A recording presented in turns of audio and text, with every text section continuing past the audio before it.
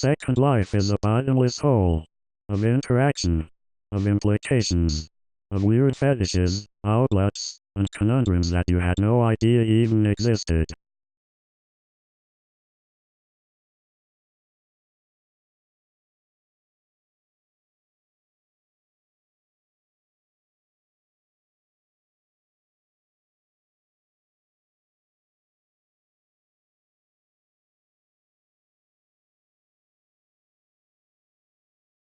A role-playing game released in 2003, Second Life enables users, also called residents, to interact with each other through avatars.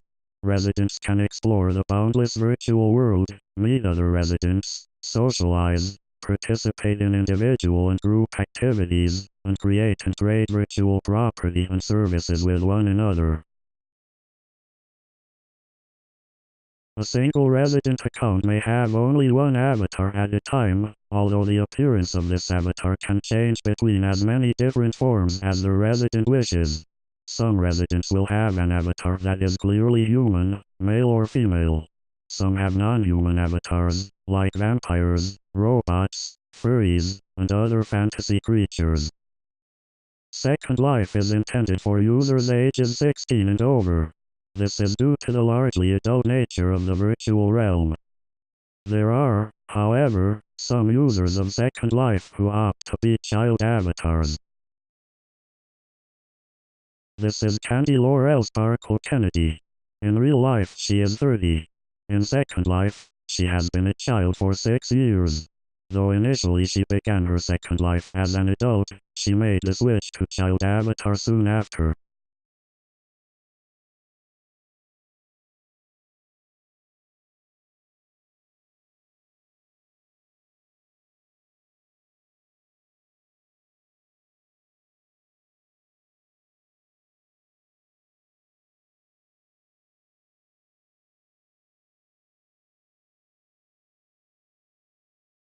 Like Candy, many residents who are child avatars chose this form as a way to elude the highly adult and many times sexualized parts of Second Life. Bella Gilmore, though now an adult avatar, used to be a child avatar in Second Life. She recalls that her time as a child avatar was nice, even better than being an adult for relationship reasons.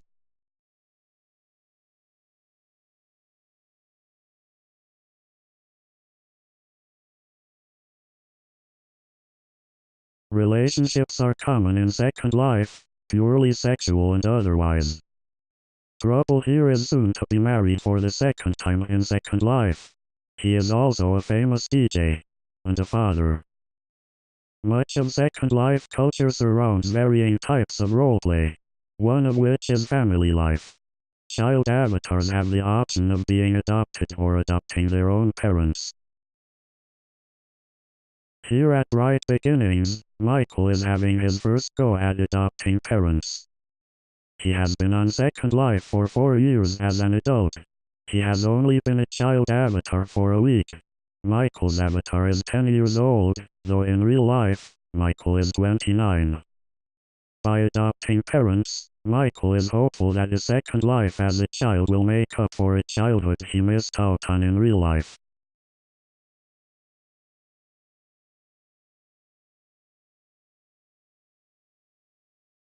In real life, Michael grew up in 9 different homes.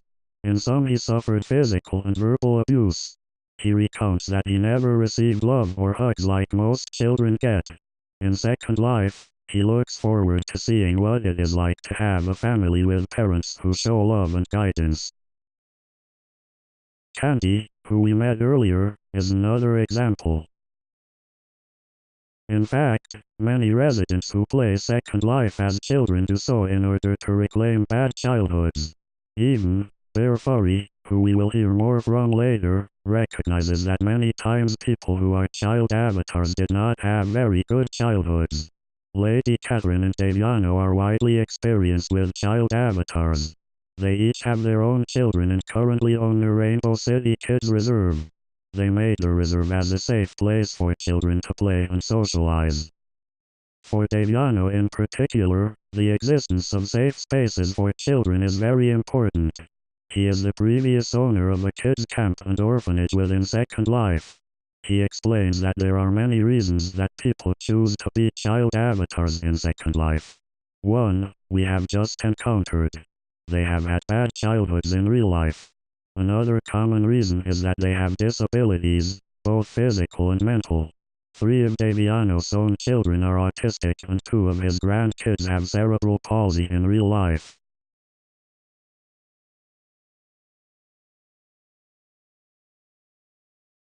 Lady Catherine adds that some people with cancer choose to play Second Life as children as well. As the owner of Rainbow City, Lady Catherine is especially concerned with ensuring that it is a safe space for everyone, especially child avatars. From experience, she and Daviano are relatively wary of the potential for residents to use and solicit child avatars for sex. This too is a somewhat common experience shared by child avatars, as many have been solicited by adult avatars and some have actually been abused. According to Little Trouble, her father, Trouble, is the only Second Life father she has had who has not attempted to sexually engage her child avatar online.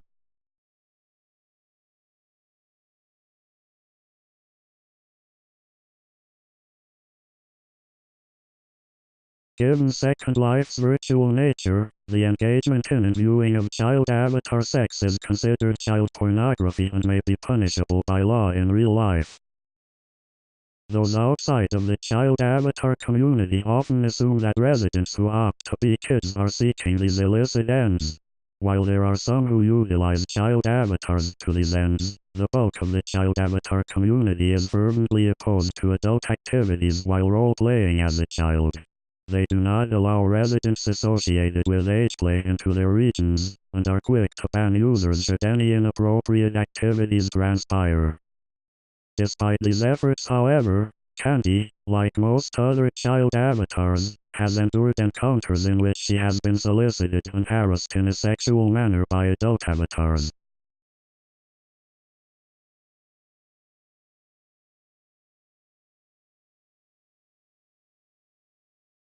This sexualized aspect of child avatardom is a double-edged sword.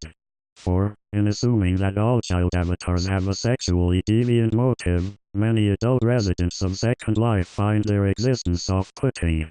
This sentiment oftentimes presents itself in the form of bias and discrimination against child avatars. This comes in various forms, ranging from outright verbal harassment to banning from regions. Though typically those who roleplay as children opt to stay in PG-rated regions, it is most common that they will be kicked out of regions that contain adult content. While the sexual aspect discussed before does in part justify these bannings, there are numerous instances in which child avatars are kicked out of moderately rated regions for reasons no less apparent than the owner finds child avatars to be strange. In years' time, however, the residents of Second Life have come to better understand the nature of child avatars, allowing for the adoption of a more progressive stance toward the kid community. This is not to say that the prejudice against child avatars has completely abated. There are still those who view their existence with reluctance in the context of a game with so much adult content.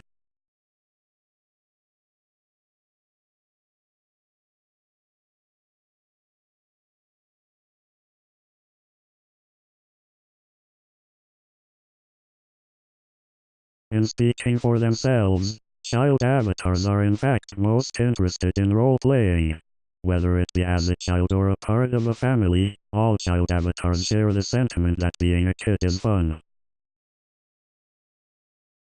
When role-playing as a child in Second Life, residents employ a childish vernacular and youthful gestures.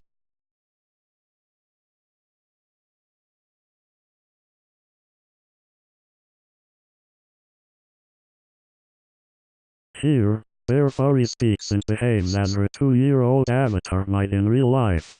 In real life, however, Bear Furry is over 30 years old. For Bear Furry, the familial option of roleplay in Second Life is very important, as she does not feel very loved in real life.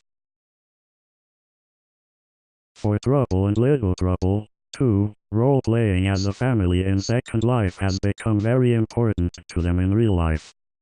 Trouble, age 40, in real life, has been the father of little Trouble, whose age is inferred at 15, for 6 years. While role-playing as father and daughter in Second Life, the two are also often connected in real life via Skype or telephone. They hope to one day meet in person once they have accrued the financial means. Little Trouble's real-life father is deceased. Thus, the relationship that she has built with Trouble as her Second Life father translates over to real life. Trouble himself is a real-life father to 3 sons and a daughter of 21. Both of Trouble's daughters, real life and Second Life, are aware of the other's existence and place in each of their fathers' lives. In this way, and many more, the Second Life community of child avatars is remarkable in terms of their ability to accept others and form strong bonds. As Candy so eloquently volunteered, no matter how many people judge or how many people do not understand, that will never change the community. It will never change how strong we are or how much of a community we are.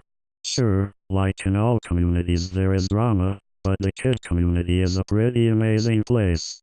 When Hurricane Sandy hit, we pulled together and did a fundraiser that allowed for some of the community members who were hit, but not as badly as the rest, to go out and buy items to give to those who needed them.